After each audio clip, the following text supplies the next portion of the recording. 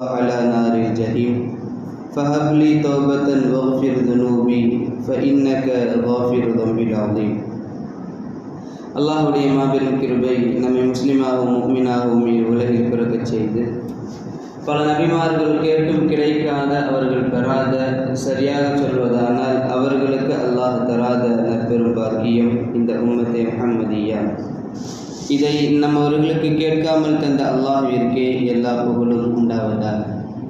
ஸலாத்தும் சலாமும் ஈருலக ரட்சகர் நபிகள் கோமான் எம்பெருமானார் முஹம்மது முஸ்தபா அஹமது முஜ்தபா ரசூலுல்லாஹி ஸல்லல்லாஹு அலைஹி வஸல்லம் அவர்களின் மீது, அன்னாரை அப்படியே அடிபெறலாது பின்பற்றிய உத்தம சத்திய சஹாபாக்கள், தாபிஈன்கள், தபோ தாபிஈன்கள், நாதாக்கள், ஷுஹதாக்கள், சாலிஹீன்கள், நல்லோர்கள், குறிப்பாக இங்கு அமர்ந்திருக்கும் இன்னும் அமரவிருக்கும் நம் அனைவர்களின் மீதும் அல்லாஹ்வின் அன்பும் அருளும் குறைவின்றி நிறைவாக என்றென்றும் நிலவட்டுமாக.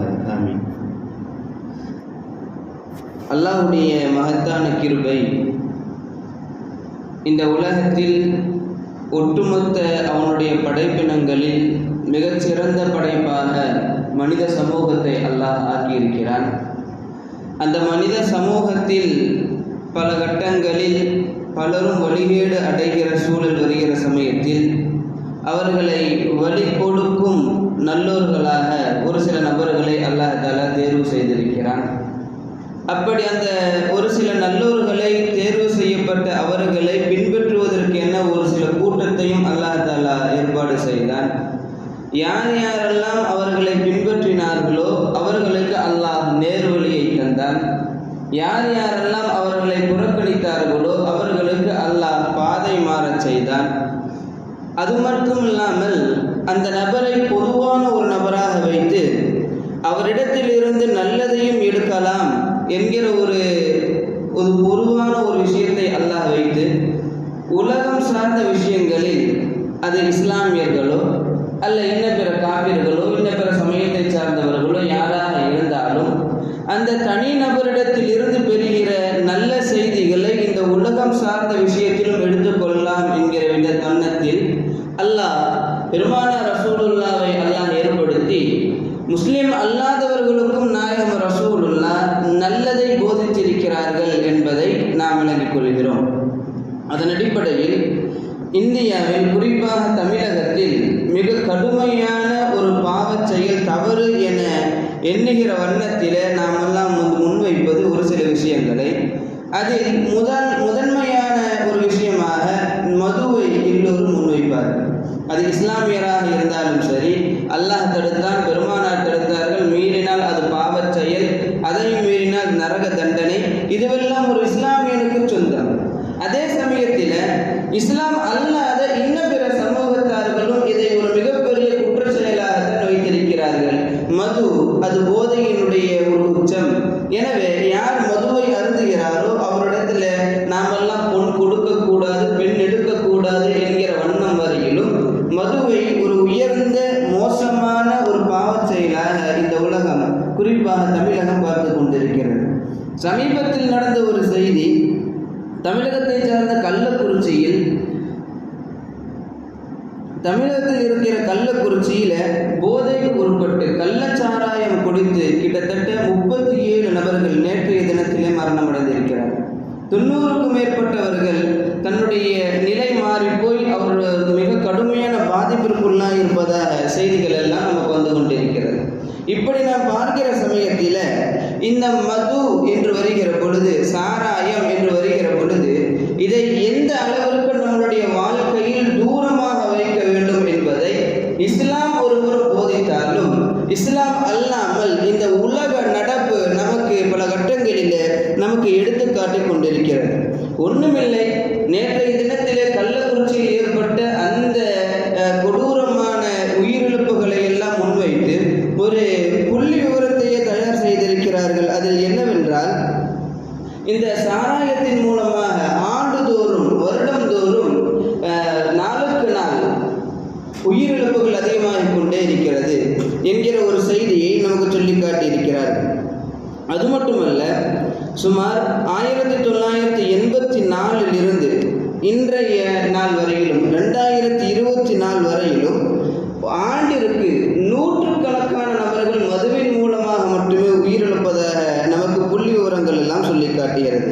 அதிலும் சொல்ல போனால் மதுவுக்கு உள்ளாக்கப்பட்டவர்கள் தமிழகத்தில் 1960 70 வரையிலும் லட்சத்திலிருந்து 3 லட்சங்களை தாண்டுகிறது என்கிற புள்ளி விவரத்தை நமக்கு சொல்லி காட்டுகிறார்கள். இன்றைய காலத்தில் 2024 நாம் வாழ்ந்து கொண்டிருக்கிற இந்த ஆண்டில் 3 லட்சம் அல்ல, அதை தாண்டியும் மதுவிற்கு அடிமையானவர்கள் வந்து கொண்டிருக்கிறார்கள் என்கிற செய்தியை நமக்கு புள்ளி விவரங்கள் சொல்லி கொண்டிருக்கிறது.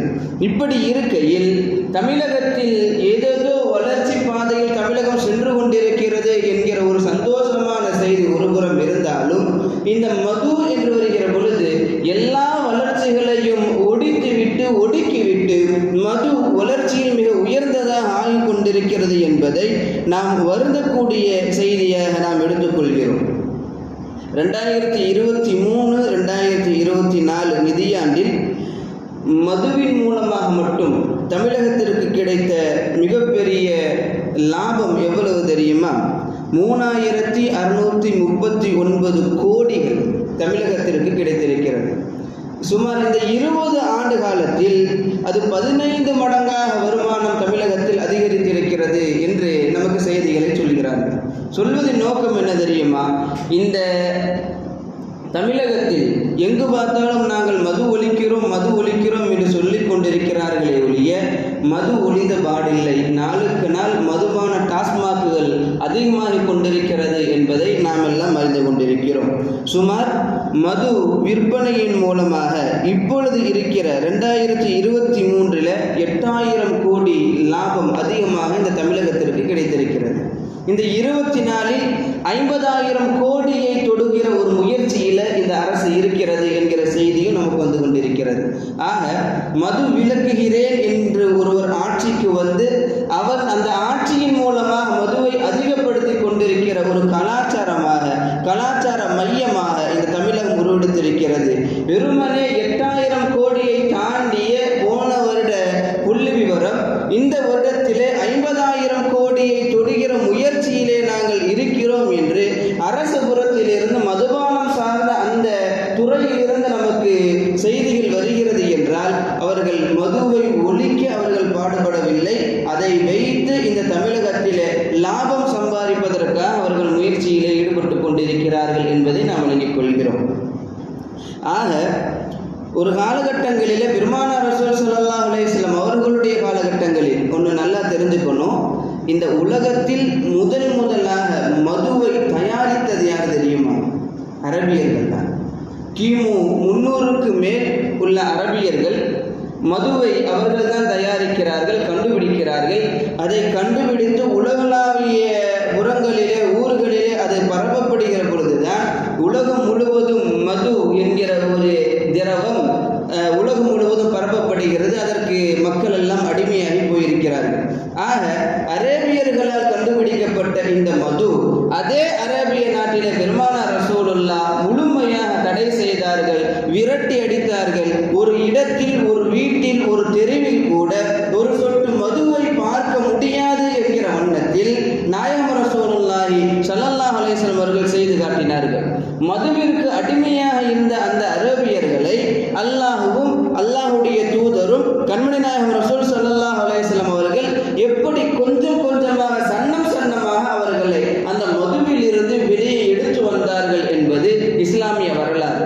ஒரு கட்டத்தில் எடுத்த உடனேயே மதுவை ஹராம் என்று சொன்னால் யாரும் அதை கொஞ்சம் தன்னுடைய வாழ்க்கையில் இருந்து ஒதுக்கி வைக்க மாட்டார்கள். எனவே ரசூலுல்லாஹ் மது அருந்துவது என்கிற விஷயத்தில் மது அதில் சில நல்ல விஷயங்கள் இருந்தாலும் அதிகமாக 95ற்கு மேற்பட்ட சதவீதம் மதுவின் மூலமாக கெடுதல் என்று குர்ஆன் கூறியதை ரசூலுல்லாஹ் சொன்னார்கள். கொஞ்சம் சில சஹாபாக்கள் மதுவை தன்னுடைய வாழ்க்கையில் இருந்து கொஞ்சம் தள்ளி வைத்தார்கள். மீண்டும் ரசூல் ஸல்லல்லாஹு அலைஹி வஸல்லம் சஹாபாக்கள் மது ஊற்றி கொடுக்கிற வேலையிலே இருக்கிறார்கள், அதை குடிக்கிற வேலையிலே இருக்கிறார்கள். குடித்துவிட்டு ஒருவர் தொழுகையிலே வந்து குல்யா அய்யுல் காஃபிரூன் என்கிற சூறாவை மாற்றி ஓதுவதன் காரணமாக அல்லாஹ் குர்ஆனிலே இப்படி ஒரு வசனத்தை அல்லாஹ் தஆலா இறக்கினான். லா தக்ரபு ஸலாத வ அன்தும் சுகாரா, போதையான நிலையில் நீங்கள் தொழுகையை நெருங்க வேண்டாம் என்று அல்லாஹ் தஆலா தொழுகைக்கு நீங்கள் போதையாக வர வேண்டாம் என்கிற தடையை அல்லாஹ் தஆலா பிறப்பித்தார்.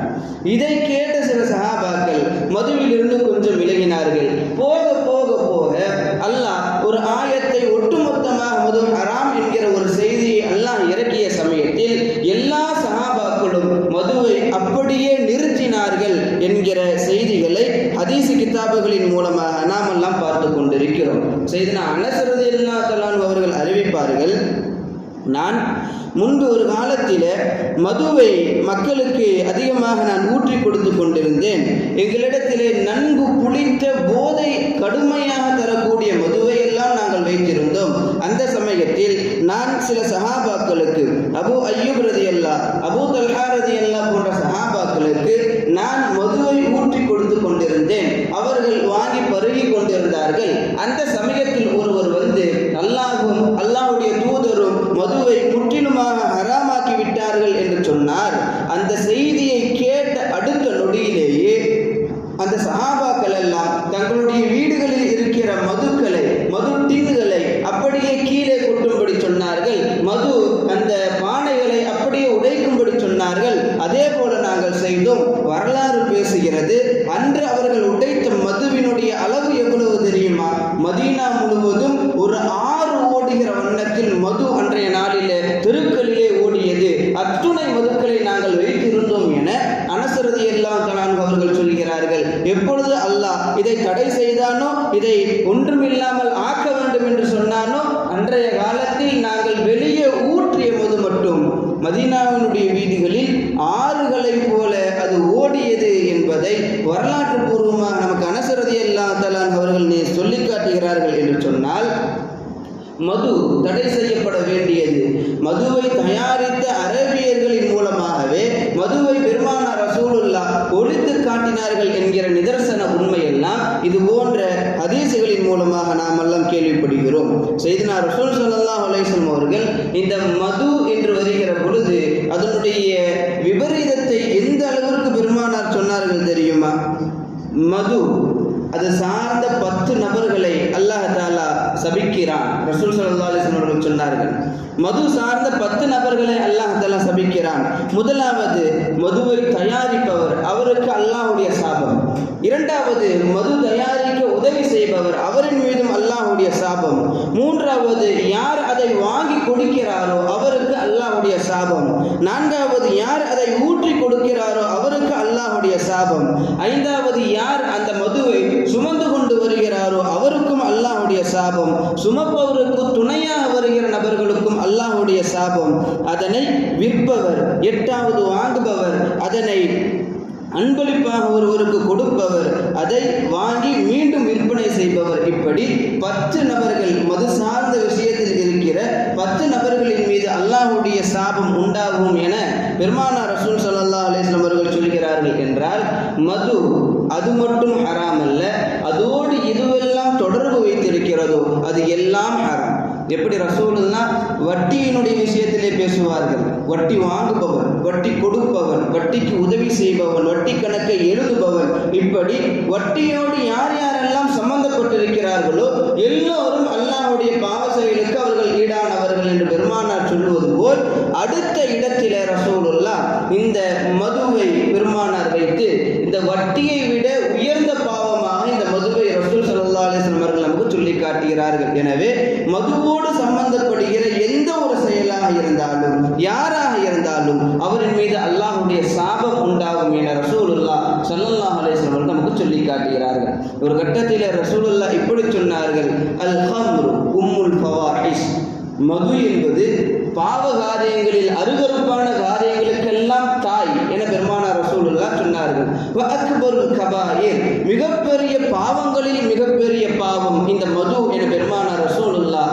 ஸல்லல்லாஹு அலைஹி வஸல்லம் அவர்கள் சொல்கிறார்கள். ஒரு சமயத்தில் ஒரு மிக சிறந்த ஒரு ஆபித், எந்த நேரத்திலும் அவருடைய வாயிலே தஸ்பீஹ் இல்லாத ஒரு நேரம் என்று யாராலும் சொல்ல முடியாது. அப்படி ஒரு தஸ்பீஹ் இல்லாத நேரத்தை அவர் பார்த்தால் ஒன்று தொழுது கொண்டிருப்பார் அல்லது சஜிதாவில் இருப்பார். இப்படி தன்னுடைய வாழ்க்கை முழுவதும் முழுமையாக அல்லாஹ்வை தன்னுடைய வாழ்க்கை துணையாக அவர் அனுபவித்து வாழ்ந்து வந்த ஒரு மிகப்பெரிய ஆபித். அந்த நபரை வழிகெடுக்க வேண்டும் என ஷைத்தான் நாடுகிறான். அவருடைய அந்தஸ்து ஷைத்தானுக்கு புரிந்துவிட்டது. எனவே அவரை வழிகெடுக்க வேண்டும் என நாடுகிறான். ஒரு மனித ரூபத்திலே ஷைத்தான் செல்கிறான். அவரிடத்திலே போய் ஷைத்தான் சொல்லுவான், இத்தனை காலம் நீங்கள் அல்லாஹ்னு திக்ரு செய்கிறீங்கள, தொழுகிறீங்கள, சஜிதால் இருக்கிறீங்கள, உங்களுடைய இந்த இபாதத்துகளை அல்லாஹ் தஆலா ஏற்றுக்கொண்டானா உங்களுக்கு தெரியுமா? அவர் கொஞ்சம் நடுங்கி போகிறார். தெரியாது. ஏற்றுக்கிட்டானான்னு தெரியாது. நீங்கள் அல்லாஹ்ட்ட தௌபா செய்தீங்களா? இல்லையே. ஏன்? நான் பாவமே செய்யலையே. அதுதான், யார் அல்லாஹ்விடத்தில் தௌபா செய்கிறார்களோ அவர்களை அல்லாஹ் தஆலா விரும்புகிறான், அவர்களுடைய நல்லமல்களை அல்லாஹ் தஆலா ஏற்றுக்கொள்கிறான். அப்படியே நான் என்ன செய்யணும்? நீங்கள் ஒரு பாவத்தை செய்யுங்க, அப்புறம் தௌபா செய்யுங்க, அப்புறம் இந்த அமல்களை செய்யுங்கள், அல்லாஹ் ஏற்றுக்கொள்வான். ஷைத்தான் சொன்னது. அந்த பாமரரும் அதை ஏற்றுக்கொள்கிறார். என்ன பாவம் செய்கிறது? அப்போ அந்த சைத்தானே 3 பாவத்தை சொல்லுவான். ஒன்று சரக்கு, மது, இதை குடிங்க. இன்னொன்று கொலை செய்யுங்க, அல்லது ஜினா விபச்சாரத்தில் ஈடுபடுங்கள். இந்த 3 பெரிய பாவங்கள். இதை நீங்கள் செய்யுங்க, ஏதாச்சும் ஒன்று செய்யுங்க. அல்லாஹ் உங்களுடைய பாவத்தை நீங்கள் மன்னிப்பு கேட்டால் அல்லாஹ் மன்னிச்சிருவான், உங்கள் அமல்களை ஏற்றுக்கொள்வான். அப்போ அவர் யோசிக்கிறார், விபச்சாரம் அல்லாஹ்வுக்கு ஒரு மிகப்பெரிய கொடூரமான பாவம், ஒரு பெண்ணிற்கு அநீதி செய்வது. கொலை அது மிகப்பெரிய பாவம், அநியாயமான முறையில் ஒரு ஆத்மாவை பலியிடுவது. ஹம்ரு, மது, இது வேணா குடிச்சிட்டு நம்ம எல்லாம் படுத்துக்கலாம் அப்படின்னு நிற்கிறார். சரின்னு சொல்லி மதுவை அவர் தேர்ந்தெடுக்கிறார். நேராக சாராய கடைக்கு போகிறார், மதுவை வாங்குகிறார், குடிக்கிறார். இன்னும் குடிங்கன்னு பக்கத்துலேருந்து சைத்தான் ஊற்றி கொடுக்குறான். மீண்டும் மீண்டும் குடித்து குடித்து குடித்து போதை உச்சிக்கு ஏறுகிறது. அந்த சமயத்தில் அந்த பெண்ணை, அந்த கடையில் இருக்கிற மது விற்கிற அந்த பெண்ணை அவர் பார்க்கிறார். அவருடைய எண்ணம் மாறுகிறது. அந்த பெண்ணிடத்தில் தவறாக நடந்து கொள்ள முயற்சி செய்கிறார். அவருடைய கணவர் அல்லது அவருடைய மகன் அதை தடுக்க வருகிறார். தடுக்க வந்தவரை அந்த பாட்டிலை உடைத்து அந்த நபரை கொலை செய்கிறார். கொலை செய்துவிட்டு அந்த நபரை அந்த பெண்ணிடத்திலே தவறான முறையில் ஈடுபடுகிறார். நாம் விளங்கிக் கொள்ள வேண்டும், அவர் ஜினா செஞ்சிருந்தா ஜினாவோட முடிஞ்சிருக்கும், இல்லை கொலை செஞ்சிருந்தா கொலையோட முடிஞ்சிருக்கும். அவர் மது அருந்தினார். இந்த 3ம் செய்வதற்குண்டான காரணமாக மது ஆனது. கடைசியில் எல்லாரும் அந்த நபரை பிடிச்சிட்டு போய் அரசர்கிட்ட போய் கொடுக்குறாங்க. அவருக்கு தூக்கு தண்டனை என முடிவு செய்யப்படுகிறது. அந்த நேரத்தில் ஷைத்தான் அந்த நபருக்கு முன்னால் வருகிறான். வந்து ஷைத்தான் அவனை பார்த்துக்கிட்டே இருக்கும்போது அவர் சொல்லுவார், ஏண்டா உன் பேச்சு தானே நான் கேட்டேன், கடைசியில் என்ன பார் எங்கே கொண்டு வந்து நிறுத்தி இருக்கிறேன்? ஒன்றும் இல்லை, எனக்கு நீ சஜிதா செய், உன்னை நான் காப்பாற்றிடுறேன். அட கிறுக்கு பையில கையெல்லாம் கட்டி போட்டிருக்கிறாங்க, எப்படா சஜிதா செய்கிறது? சஜிதாங்கிற எண்ணத்தில் கண்ணை பிடிச்சுவிட்டு நான் உன்னை காப்பாற்றிடுறேன். மிகப்பெரிய ஆபீர். முன்பு நான் சொன்னேன், எந்த நேரத்திலும் அனுதினமும் நொடி பொழுது கூட அல்லாஹ்வுடைய திக்ரில் இருந்து கொஞ்சமும் நகலாதவர் அந்த ஆபீர். அவர் கடைசியில் என்னை நீ காப்பாற்றிடுவீன்னு சொன்னால் நான் சஜிதாங்கிற எண்ணத்தில் கண்ணை சிமிட்டுறேன். சிமிட்டுவார். சிமிட்டைய உடத்தில் தூக்கு இடப்படும். ஈமான் பறிபோய் அவர் காபிராக மௌத்தாகி போகிறார். சொல்வதனுடைய நோக்கம் என்ன தெரியுமா? வெறுமனே ஹம்ரு, மது என்பது சாதாரண ஒரு பாவச் செயலாக பார்க்கிற யாருக்கும் இந்த செய்திகள் எல்லாம் தன்னுடைய மனதிலே பதிய வைக்கப்பட வேண்டிய செய்திகள். வெறுமனே ஒரே ஒரு ஹம்ரு என்கிற, மது என்கிற பாவத்தில் தான் விழுந்தார். அவர் கொலை செய்தார், ஜினா செய்தார். கடைசியில தூக்கு மேடையில் இருக்கிற பொழுது தன்னுடைய ஈமானை பறிகொடுத்து காபிரான முறையில் மரணித்து போகிறார். சாமானிய மனிதன் அல்ல. தன்னுடைய வாழ்க்கையில எல்லா நேரத்திலும் அல்லாஹ்வை திக்ரு செய்தவர், சஜிதாவில் இருந்தவர், தொழுதவர், எந்த பாவத்தையும் செய்யாத நபரை இவ்வளவு பெரிய குஃபுர், ஷிர்க் என்கிற வண்ணத்திலே போய் ஒன்று வைக்கிறது என்றால் அது மதுவாக மட்டும்தான் முடியும் என்பதை நாம் விளங்கிக் கொள்ள வேண்டும். எனவே தான் ரசூல் ஸல்லல்லாஹு அலைஹி வஸல்லம் அவர்கள் இந்த உம்மத்திற்கு மதுவை கொஞ்சம் கொஞ்சமாக பெருமானார் ரசூலுல்லாஹ் அப்படியே தடுத்து வந்து மதுவை உச்சத்தில் வைத்திருந்த சஹாபாக்களை அடுத்த நொடியிலேயே அதை கீழே ஊற்றும்படி சொன்ன பெருமானார் ஊற்றிய பொழுது மது ஆறு ஓடியது மதீனாவுடைய தெருக்களில் என்கிற வரலாற்று செய்திகள் நமக்கு கிடைக்கிறது என்றால் நாம் விளங்கிக் கொள்வது இதுதான். மது பார்ப்பதற்கு ஒரு குடிபானமாக இருந்தாலும் அது செய்கிற வேலைகள் மிக மோசமான வேலைகள். பெருமானார் ரசூல் ஸல்லல்லாஹு அலைஹி வஸல்லம் அவர்கள் சொல்லுவார்கள், ஒருவர் ஒரே ஒரு மிடர், ஒரு முடக்கு, அதாவது ஒரு பெக்குன்னெலாம் சொல்லுவாங்க இல்லையா, கருமை, இதெல்லாம் பேச வேண்டியதாக இருக்கு பாருங்க. இத்தினோன்னு ஒரு முடக்கு சரக்கு அப்படி ஒருத்தர் குடிக்கிறார், மது ஒருத்தர் குடிக்கிறாருன்னு வைங்களேன், அந்த ஒரு முடக்கு மது உள்ளே போய் செய்கிற வேலை என்ன தெரியுமா? ஒரு அடியானினுடைய 40 நாள் தொழுகை அல்லாஹ்விடத்தில் ஏற்றுக்கொள்ளாமல் இருப்பதற்கு அந்த வெறுமனே 1 மீட்டர் மது காரணமாகிறது. பெருமானார் ரசூலுல்லாஹ் ஸல்லல்லாஹு அலைஹி வஸல்லம் அவர்கள் சொல்லி காட்டுகிறார்கள், வெறுமனே 1 மீட்டர், 1 டம்ளர், 1 முடக்கு மதுவை குடிப்பதினால் 40 நாட்கள் தொழுகை அல்லாஹ்விடத்திலே ஏற்றுக்கொள்ளப்படாமல் போகிறது என்றால், ஒவ்வொரு மனிதனும் ஒவ்வொரு நாளும் மதுவை அருந்துகிற பொழுது அவர் எப்படி ஒரு அல்லாஹ்விடத்திலே உயர்ந்த அந்தஸ்தை அடைந்தவராக இருப்பார்? யோசித்து பாருங்கள். பெருமானார் ரசூலுல்லாஹ் சொல்லுவார்கள், யார் மது அருந்துகிறாரோ, மது அதனுடைய போதை உச்சத்திற்கு அடைகிறதோ, அவருடைய 40 நாள் தொழுகையை அல்லாஹ் தஆலா ஏற்றுக்கொள்ள மாட்டான்.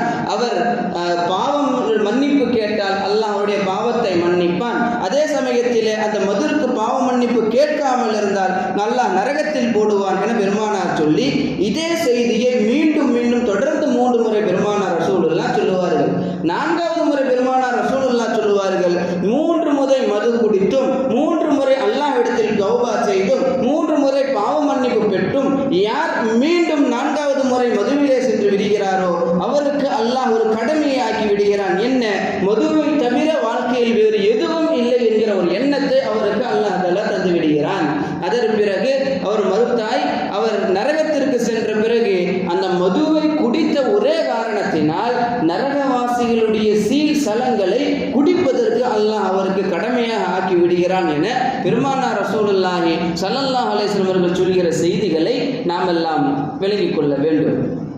ஆக ஒரு நபருடைய வாழ்க்கையில் மது என்று வந்துவிட்டால் ஈமான் பறிபோகிற அளவில் அந்த மதுவினுடைய செயல்பாடுகள் எல்லாம் இருக்கிறது என்பதை கண்மணி நாயகம் ரசூலுல்லாஹி ஸல்லல்லாஹு அலைஹி வஸல்லம் அவர்கள் நமக்கு சொல்லி காட்டுகிறார்கள் என்றால் நாம் எல்லாம் அதை விளங்கி நம்மளுடைய வாழ்க்கையிலே வாழ்வதற்கு கடமைப்பட்டிருக்கிறோம். கண்மணி நாயகம் ரசூலுல்லாஹி ஸல்லல்லாஹு அலைஹி வஸல்லம் அவர்கள் இந்த மதுவினுடைய ஆபத்தை சொல்லியும் உணராததனுடைய விளைவு ஒரு 8-9 வருடங்களுக்கு முன்னால் டெல்லியில பேருந்தில் ஒரு பெண் 5 நபர்களால் கற்பழிக்கப்பட்டார்.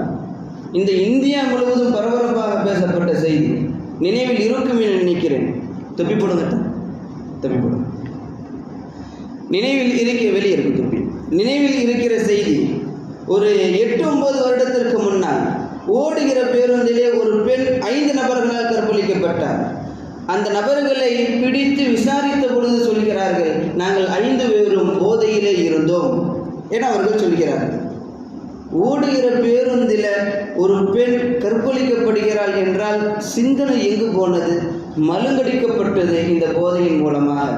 ஒரு 18 வருடங்கள் ஒன்றாக வாழ்ந்த கணவன் மனைவி தம்பதி, அந்த மனைவி இனிமேல் என் புருஷனோட வாழ மாட்டேன்னு சொல்லி பஞ்சாயத்து போர்டு போய் அவர் நெருங்கிறார். ஏமா இத்தனை வருஷம் வாழ்ந்த, என்ன திடீர்னு பிரியற? இல்லை, ஒரு குடிப்பழக்கத்தை வச்சிருக்கிறாரு. அப்போ உனக்கு 18 வருஷமா தெரியாதா? தெரியும். எப்போ ஏன் நீ வந்து விவாகரத்து கேட்குற? அப்போ அந்த பெண் சொன்ன பதில் அங்கே இருக்கிற எல்லோரையும் அதிர்ச்சிகளாக்கியது. அப்போ அந்த பெண் சொல்லியிருக்கிறார், என் புருஷன் நேற்று குடிச்சு கையில் காசு ஃபுல்லாக காலி, மறுபடியும் குடிக்கணும்னு அவனுக்கு தோணி இருக்குது. என் புள்ள 8வது படிக்கிறான். என் புள்ள அந்த புள்ளையை கூட்டிகிட்டு போய் அவன் ஃப்ரெண்டுகிட்ட கொடுத்து, இவளை வச்சுக்கோ 5000 ரூபா எனக்கு கொடுன்னு சொல்லி அவன் கேட்டிருக்கிறான். இதுக்கு மேலே நான் இவனோட எதுக்கு வாழணும்? இது உனக்கு யார் சொன்னார்?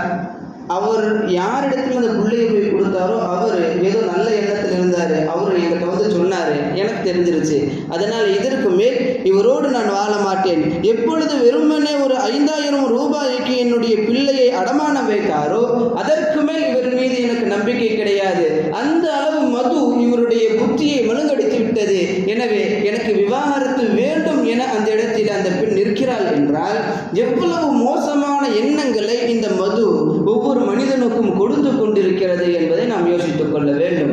சமீப காலங்களில் ஒரு நேரம் இருந்தது, 30 வயதிற்கு மேற்பட்டவர்கள் அவரிடத்தில் தான் மதுவினுடைய வாடகை தெரியும். 30 வயதிற்கு மேற்பட்டவர் தான் மது குடிப்பவராகவே இருந்தார். ஆனால் இப்பொழுது 13 வயதை அடைந்தாலே போதும் பள்ளி பருவத்தில் இருக்கிற மாணவர்கள், இன்னும் மாணவிகள் உட்பட மதுவை வாங்கி கொண்டு போய் பள்ளியிலே அமர்ந்து குடிக்கிற ஒரு அவல நிலை தற்போதைய காலங்களில் ஏற்பட்டிருக்கிறது. திருப்பூரில் ஒரு கல்லூரி ஒரு ஆசிரியர் பாடத்தை முடித்துவிட்டு வெளியே போயிருக்கிறார். அவர் மீது இருந்து ஒரு கெட்ட ஆடை ஒன்று வந்திருக்குது. பக்கத்தில் இருந்த பெண்ணு சொல்லியிருக்கிறார், இங்கே பாரு இவர் மேலே இப்படி ஒரு பேட் ஸ்மெல் அடிக்குது, என்னன்னு தெரியல. அப்போ அந்த பெண்ணு சொன்னாங்க, பக்கத்தில் இருந்த தோழி, நீ முஸ்லீமு, அதனால் உனக்கு இது எதனுடைய வாடைன்னு தெரியல, இது சாராயத்தினுடைய வாடை என்று அவர் சொல்கிறார். சொல்வதின் நோக்கம் என்னவென்றால், பாமர மக்களில் இருந்து கல்வி அறிவு படைத்தவர்கள் வரையிலும் எல்லோரும் மதுவினுடைய பிரியர்களாய் ஆகிவிட்டார்கள். இப்படி இருக்கிற சமயத்தில் நமது சமூக மக்களிடத்தில் நாம் நம்மளுடைய பிள்ளைகளை எப்படி வளர்க்க வேண்டும் என்பதை நாம் யோசித்துக் கொள்ள வேண்டும். கள்ளக்குறிச்சியில கள்ள சாராயம் குடித்து நேற்றைய தினங்களில் 40 நபர்கள் செத்து போயிருக்கிறார்கள், மடிந்திருக்கிறார்கள். 90க்கும் மேற்பட்டவர்கள் அவல நிலையிலே இருக்கிறார்கள் என்கிற செய்தியை கேள்விப்படுகிற பொழுது எல்லோரும் கொஞ்சம் சங்கடப்படுவதும் கொஞ்சம் வேறுமாறு யோசிக்கிற ஒரு தொனியில் இருந்தாலும், செய்திகள் கடந்த பின் மீண்டும் நம்மளுடைய இளைஞர்கள் வாலிபர்கள் போய் டாஸ்மார்க்கிலே நிற்கிற ஒரு அவல நிலை இப்பொழுதும் ஏற்பட்டு கொண்டிருக்கிறது. ஒரு காலத்தில் இஸ்லாமியன் என்றால் அவன் முன்னால் பீடி குடிப்பது, சிகரெட்டு குடித்தவர்கள் கூட எடுத்து கையை கீழே இப்படி மறைச்சு வைப்பாங்க. பாய் போயிடட்டும், அப்புறம் நான் குடிச்சுக்கிறேன், பாய் போகட்டும், அப்புறம் நான் ஊதிக்கிறேன். இப்போ எப்படி தெரியுமா இருக்குது, ஒருத்தன் குடிக்கலினாலும் பரவாயில்ல, ஜி என்ன ஒன்றும் ஊத காணும், எப்போ ஊதுவீங்க, எதுக்கு, நான் 2 இலை இழுத்துக்கிறேன்னு. என்னப்பா பாயா இருக்கிற, இப்படி பேசுகிற, ரொம்ப ஃபீலாக இருக்குச்சு. அதனால புண்ணான நெஞ்சை புகைவிட்டு ஆத்தம். என்னுடைய ஸ்கூலில் என் ஃப்ரெண்டு சொன்னான், நான் போய் வாங்கினேன்னா எங்கள் அக்காட்ட இந்த கடைக்காரன் போட்டு விட்டுருவான். நேற்று நீங்கள் குடித்ததை பார்த்தேன், குடிச்சிங்கன்னா ஒரு 2 இலை இழுத்துக்குவேன். இப்போ இருக்கிற யார், நம்மளுடைய பையன் இஸ்லாமியன். ஆக ஒரு காலத்திலே இது போன்ற பாவச் செயல்களை எல்லாம் செய்பவர்களை வீட்டிலிருந்து ஒதுக்கி வைக்கப்பட்ட காலம் போய் இப்பொழுது வீட்டிற்குள்ளாகவே மதுவும் போதைப் பொருட்களும் உள்ளேறுகிறது என்று சொன்னால், நம்மளுடைய இஸ்லாமியர்கள் எங்கே சென்று கொண்டிருக்கிறார்கள் என்பதை நாம் யோசித்துக் கொள்ள வேண்டும். கண்மணி நாயகம் ரசூலுல்லாஹ் இந்த ஒட்டுமொத்த அரபுலகில் இருந்து அல்ல, ஒட்டுமொத்த இஸ்லாமியர்கள் வாழ்கிற எல்லா இடங்களிலும் இருந்துமே பெருமானார் ரசூலுல்லாஹ் மதுவை ஒழித்தார்கள், ஓட ஓட விரட்டினார்கள் என்கிற வரலாற்றுக்கு சொந்தக்கார நாயர்களாக இருக்கிற நாம் நம்மளுடைய வீட்டில் இப்பொழுது மது உள்ளேறுகிறது, குடியேறுகிறது என்று சொன்னால் நம்மளுடைய ஈமான் எங்கே போனது? ரசூல் ஸல்லல்லாஹு அலைஹி வஸல்லம் அவர்கள் சொல்லுவார்கள், யார் ஒருவர் மது அருந்துகிற சமயத்தில் ஒரு முஃமின் அவன் முஃமினாக இருந்து பறிபோகும், யார் போதையான நிலையிலே மரணிக்கிறாரோ அவர் அல்லாஹ்வை சந்திக்கிற பொழுது ஈமானியனாக வாழ்ந்து இஸ்லாமியனாக வாழ்ந்து மரணிக்கிற சமயத்திலே போதை தலைக்கேறி போய் ஒருவர் மரணித்தால் அல்லாஹ்வை சந்திக்கிற பொழுது அவன் எப்படி தெரியுமா சந்திப்பான்?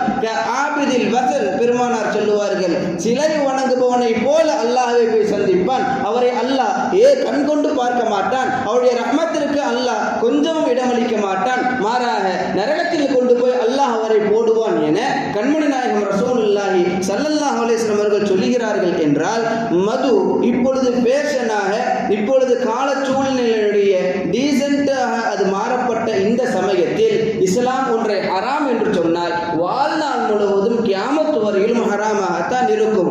உலகம் வேண்டுமானால் அதை கொஞ்சம் டீசென்ட்டாக, அதை கொஞ்சம் கலாச்சாரமாக அதை பார்த்தாலும், எப்பொழுது இஸ்லாம் இதை ஹராம் என்று சொன்னதோ அன்றைய நொடி முதல் கொண்டு கியாமத் நாள் வரையிலும் ஹராமாக்கப்பட்டது ஹராமாகத்தான் இருக்கும். ஒரு உண்மையான இஸ்லாமியன் இது ட்ரெண்ட் என்பதனால் இதை போல் குடிக்கிற ஒரு வண்ணத்தில் அவன் நிற்க மாட்டான். அப்படி ஒருவன் போய் நிற்கிறான் என்றால், அப்துல்லா போய் நிற்கிறான், அப்துல் ரஹ்மான் போய் நிற்கிறான், அப்துல் வஹாப் போய் நிற்கிறான் என்றால் பெயர் தான் இஸ்லாமியனுடைய பெயரை தவிர அவருடைய உள்ளமும் வாழ்க்கையும் ஒரு பொழுதும் இஸ்லாமியனாக இருக்காது.